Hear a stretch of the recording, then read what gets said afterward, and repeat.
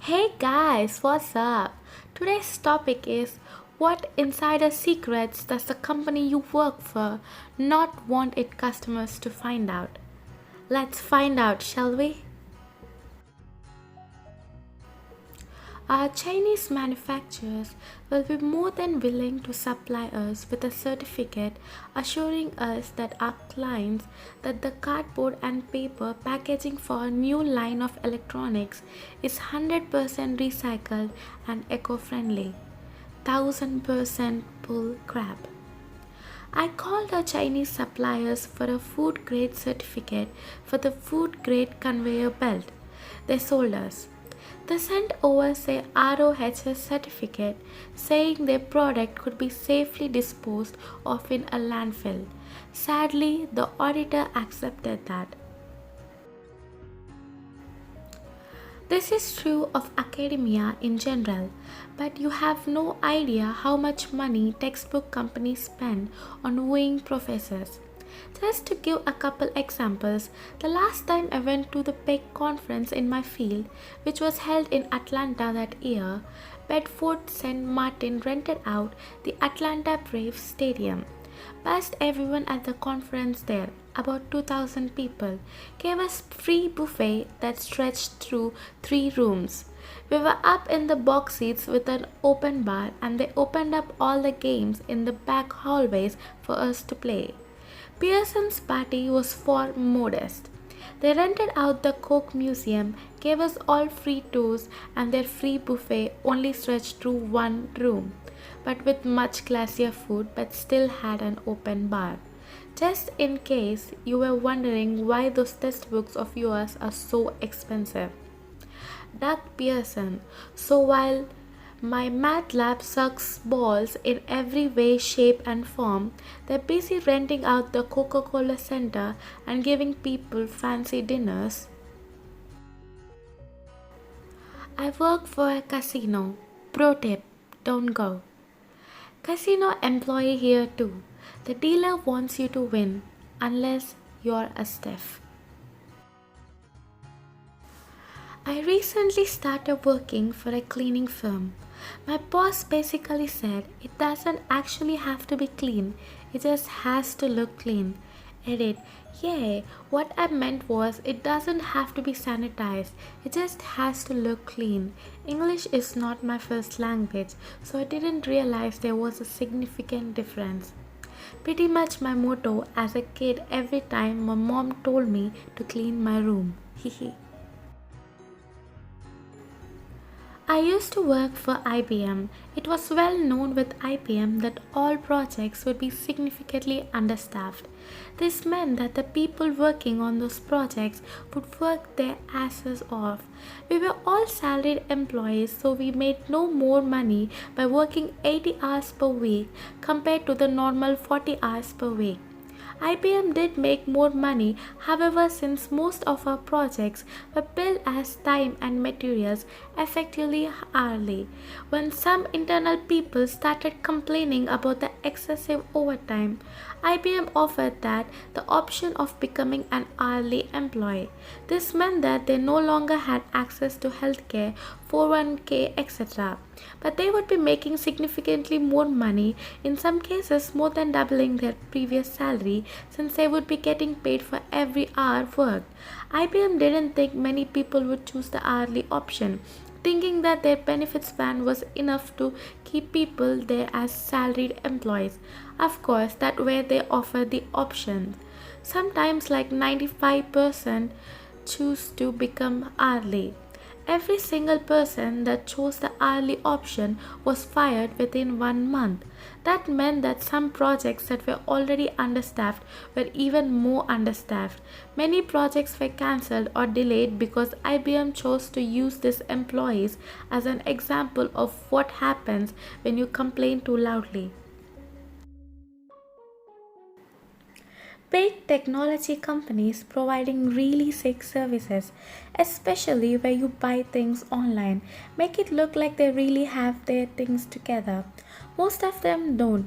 Their back end systems are held together by virtual rubber bands and glue, and their staff stumble from one fire to another because the management teams never stop trying to develop new features to allow technical debt to be repaired.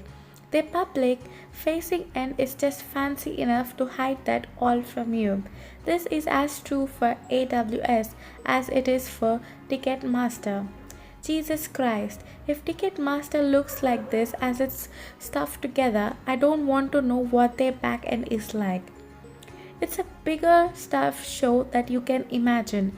Trusting Ticketmaster with your credit card info is like trusting Michael J. Fox with your fine china.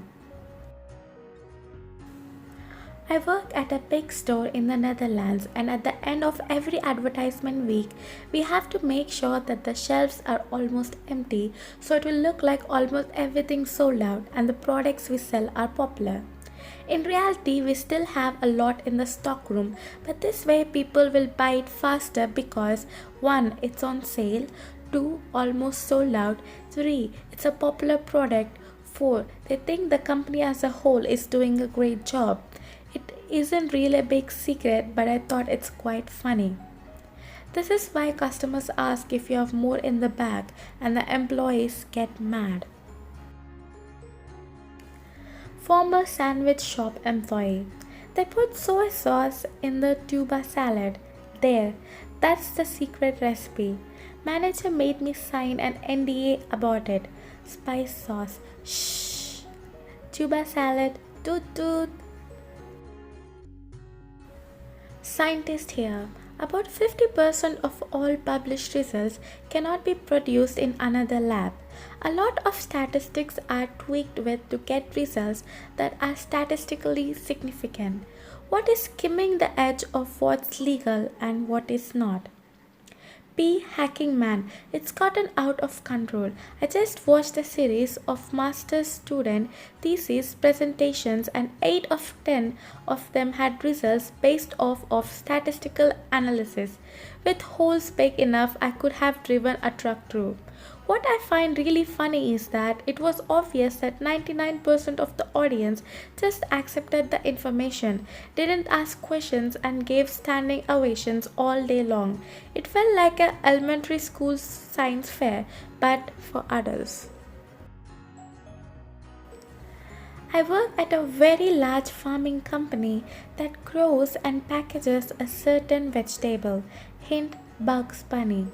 The store brand and the private label brand right next to it are from the same field, and there is no difference between the product in it. You don't have to get a GED, it's just one type of high school equivalency. But GED is synonymous with that concept, so people don't know there are other options. Pearson likes it that way because they can charge $120 per test, with most of that money going to Pearson. Pearson doesn't want you to know that.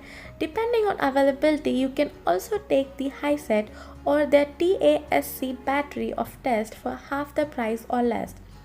Until a few years ago, before Pearson stepped in, the GED cost $10 to $20 in most places. Edit. Not all colleges accept all forms of high school equivalency, and other the HiSET or TASC can be almost as expensive as the GED. Unfortunately, it's complicated and you have to do your research. Depending on where you live, you might be screwed either way. Added context because I didn't expect this to blow up. For decades, the GED was dirt cheap because people who need a GED are usually broke. And then magically, when education giant Pearson showed up, everybody had to charge 10 times as much because one of the easiest ways to get rich in America is to exploit poor people. The sustainability policy is not about environment at all. It's about cost reduction. I don't think anybody believes that companies are putting in less plastic in their bottles or washing your towels at the hotel less because they care. Same reason lawmakers are now supporting marijuana legalization in multiple states. They don't give two shits about public opinion and social issues. They just watch Colorado and Washington start ranking in money and they want to get in on the ground floor. If those states' legalization measures didn't create a substantial revenue flow, it wouldn't even be on the ballot in any state this November. I take donations at Goodwill. We throw away a good 90% of what we get. Once upon a time, I worked at a Goodwill. People think the clothes that are sold are washed. The clothes are not washed.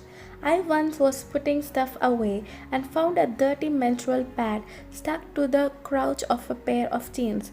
Yay, definitely not washed. One of my Facebook friends interviewed for a teaching position at the school district I work for. She was nervous and awaited the news with 100% more anxiety than she should have. The teacher shortage we have here is so bad we pretty much take anyone that's completed their certification, including people that have just obtained